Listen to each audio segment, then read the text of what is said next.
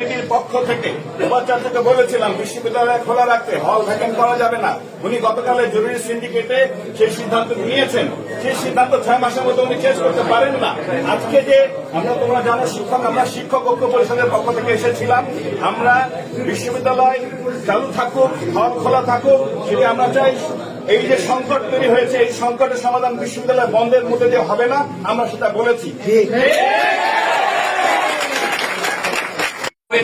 তার সার্বিক পরিস্থিতি নিয়ন্ত্রণে নেওয়ার ব্যাপারে সেজন্য ওনাকে সাধুবাদ জানাই এবং নিরাপত্তা বাড়িয়ে জাহাঙ্গীরনগর বিশ্ববিদ্যালয়কে খোলা রাখার জন্য আমি অনুরোধ জানাবো এবং জাহাঙ্গীরনগর বিশ্ববিদ্যালয় দেখিয়ে দিবে বাংলাদেশে স্বায়ত্তশাসিত প্রতিষ্ঠান হিসাবে তার প্রশাসন নিরাপত্তা দিয়ে তার ছাত্রছাত্রীদের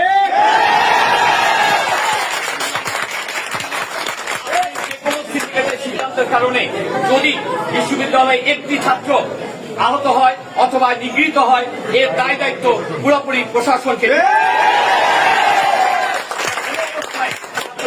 নিরাপত্তাকে হুমকির মুখে ফেলতে পারি না। আমরা শিক্ষক হিসাবে জাহাঙ্গীরনগর বিশ্ববিদ্যালয় সবাই আমরা ছাত্রদের নিরাপত্তার জন্য আমরা উপস্থিত থাকছি। আমি আমাদের কথা আমাদের শিক্ষকদের পক্ষ থেকে, ঐক্য ফোরামের পক্ষ থেকে, সিন্ডিকেটের সভাপতি হিসাবে আমাদের মাননীয় উপাচার্যের কাছে আমরা আমাদের কনসার্ন ব্যক্ত করেছি। আমরা আশা করব উনি ওনার সই বিবেচনায় বিশ্ববিদ্যালয়ের যে ড্যামেজ হয়েছে সেইটাকে কন্ট্রোল করবেন, সেটাকে আফল করে বিশ্ববিদ্যালয় যে ইমেজ সেটাকে পুনরুদ্ধার করবেন। আমি একটা আইনগত দিক জানাইতে চাই। আপনারা সকলেই জানেন গতকালকে অ্যাক্ট অনুযায়ী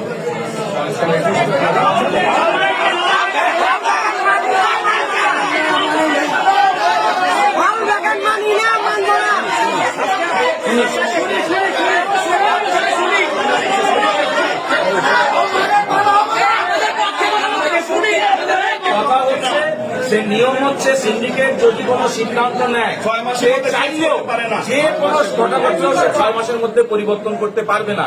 অতএব গতকালকে যে সিদ্ধান্ত হয়েছে বিশ্ববিদ্যালয় বন্ধ না করার এবং হল ভ্যাকেন্ট না করার, সেই সিদ্ধান্ত কেউ আইনগতভাবে আর পরিবর্তন করতে পারবে না।